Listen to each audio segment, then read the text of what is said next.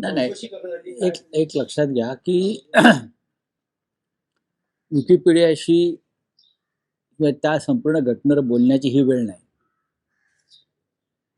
Wikipedia हे जगातले एक फास्ट यंत्रणा आहे. दुसरं असं आहे की काल स्वतः आदरणीय शरद पवार साहेबांनी त्या संदर्भात खुलासा केला. हा एक अपघात आहे. हा चौकशी आता कसली व्हायला पाहिजे, तर काही तांत्रिक चुका झाल्यात का, विमानामध्ये काही अचानक बिघाड झाला का, विमानतळावरती काही यंत्रणेची काही त्रुटी होत्या का, याची चौकशी DGCA बरं का, director general of civil aviation यांच्या माध्यमातून होत असते. पण आतापर्यंत असे अनेक अपघात या महाराष्ट्रात आणि देशात झालेले आहेत आणि त्यांच्या चौकशीच्या आदेश DGCAने दिली. त्या सगळ्या चौकशांचं काय झालं, हा काल अजित पवारांच्या अपघातानंतर निर्माण झालेला प्रश्न आहे. आतापर्यंत असे अनेक अपघात झालेले आहेत. चार्टर फ्लाईटचे, अहमदाबादला इतकं मोठं बोईंग विमान पडलं, हा, असंख्य लोक त्यात मारले गेले, गुजरातचे माजी मुख्यमंत्र्यांचं त्यात निधन झालं. या सगळ्या चौकशा ज्या तुम्ही DGCAच्या मार्फत करता, त्याचं पुढे काय होतं, त्याच्या अहवालामध्ये काय आहे, कोणाला दोषी पकडतील?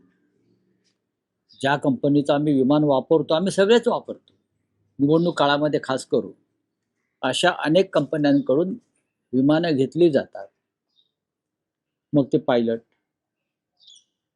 इतर तंत्रज्ञ, त्यांचं क्वालिफिकेशन, याची तपासणी, याची चौकशी, याची वैधता करणं हे DGCAचं काम आहे. काल बारामतीमध्ये यापूर्वी सुद्धा विमानं उतरलेली आहेत ना.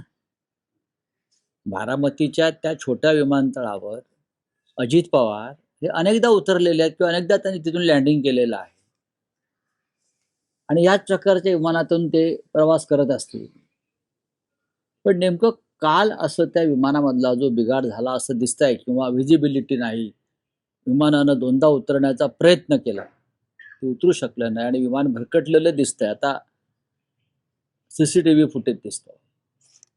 याचा तपास जो टेक्निकल आणि इतर ज्या फॅक्ट्स आहेत त्याचा तपास DGCA करेल. बाकी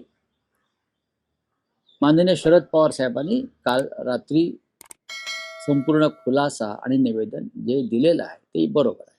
साहेब, आता आपण जो मुद्दा उपस्थित केला की DGCA कडनं चौकशा होता, त्याचं पुढे काय होतं, याच विमानाचा